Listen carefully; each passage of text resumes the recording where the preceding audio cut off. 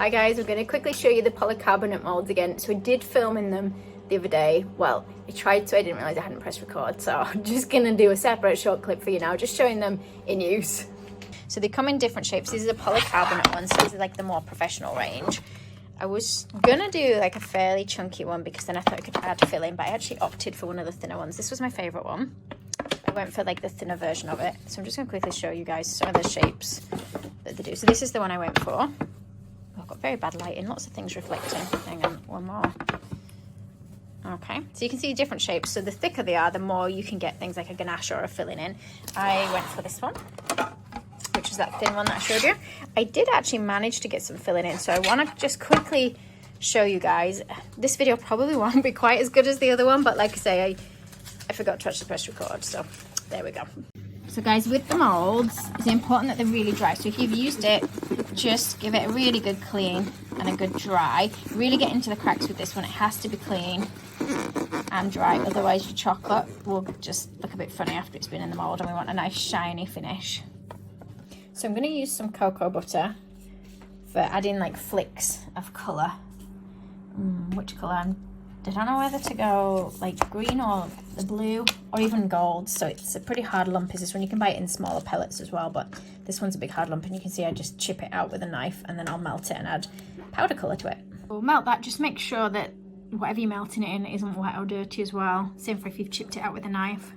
Make sure the knife is clean and dry. Okay, I'm also going to put some greaseproof paper down just because I'm going to make a mess. And also the chocolate and stuff later, if I drop it on the greaseproof paper, it's going to be easy to just let it dry and take it back off. Swapped it to something plastic so I can put it in the microwave. Don't know if there's a temperature it's supposed to be. I watched a Mark Tillian video once and I'm pretty sure he said that it should be at a certain temperature. But since I'm a beginner and I'm not very good at following instructions, we'll just go with however it melted and see what it turns out like. Okay, let's try powder for the first one. Let's go for citrus green. I'm not sure how much you actually put in. I guess we'll start with a little bit and see. I have seen people like whiz it up with a blender and stuff, but I haven't got very much. I think it's just so that you break up the powder particles. I guess like the less powder you put in, the more transparent it will be. Translucent, transparent. The more I put in, the more opaque it will be. I don't know, I reckon that's going to be partially see-through anyway, so let's put a tiny bit more in.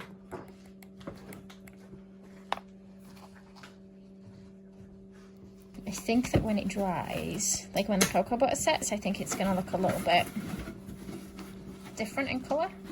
It was when I tried it last time. Like, I didn't use the green last time, I used the blue last time. I'm going to let it cool a little bit. And then I'm going to try it just because I think it might be a little bit warm, so it's just running rather than it giving me little drips. I'm going to try it in different colours as well. I've also decided it's easier if I sort of shave it rather than have it in big chunks because it melts quicker. And then I think in this one, I'm going to try the colour melt too. I mean, it's an oil-based colour, so I'm hoping that it works okay. Actually gone darker than I thought it with the yellow. Maybe I put way too much in. Maybe I should practice my splatter technique on here first. One splatter, that's it. Let's go for in here. And make sure you've not got stuff everywhere around you, because if you're like me, it's going to go on everything.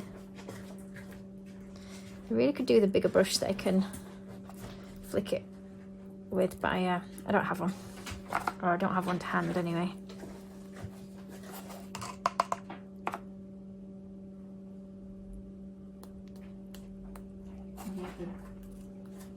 Oh, it's gone on everything but the mould.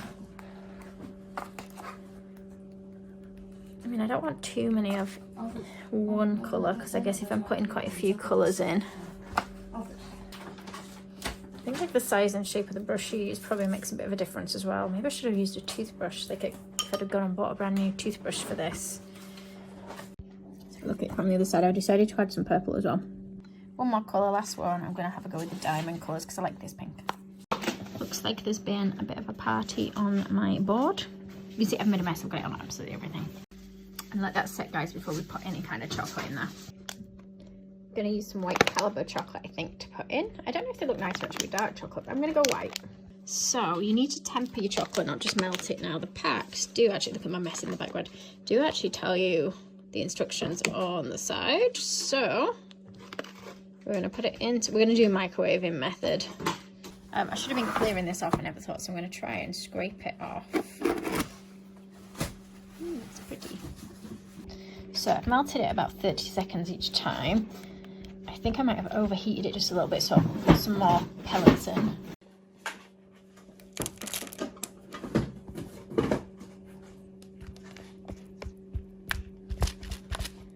Get it in a piping bag. I'm just wondering what it's going to look like if we put some on the mat, or areas where, you know, it's squeezed or splashed colour more by accident. Then what you're going to do is put it into the mould. Just watch out for it being too hot, because if it is too hot, guys, it's going to melt the cocoa butter that we put in there earlier.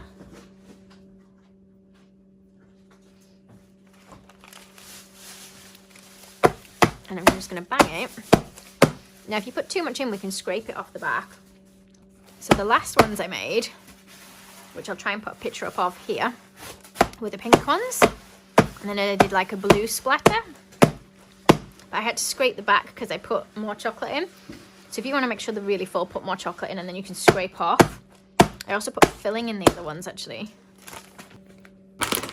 So I think you temper the dark chocolate at a higher temperature.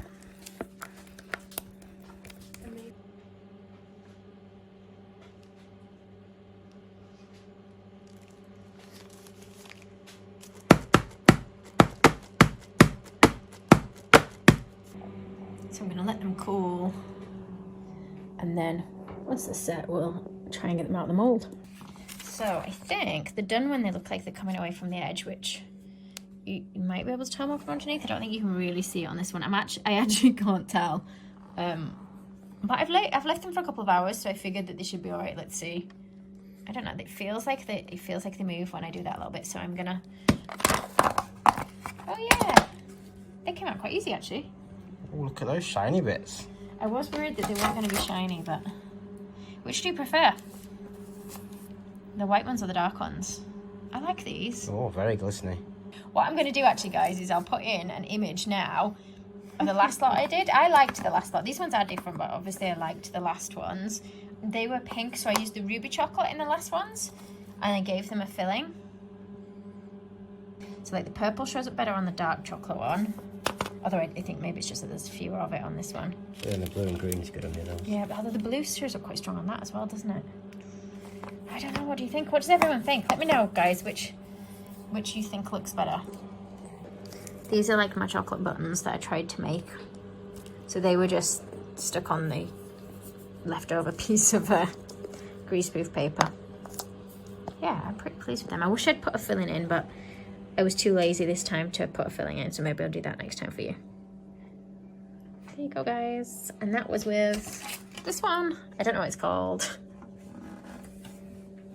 If you guys have a go with it, let me know how you get on with the chocolate molds. Any hints and tips. Like I say, I'm not very much of a chocolate expert at all. In fact, I'm pretty rubbish at chocolate, so I'm pretty pleased that these have come out nice and shiny.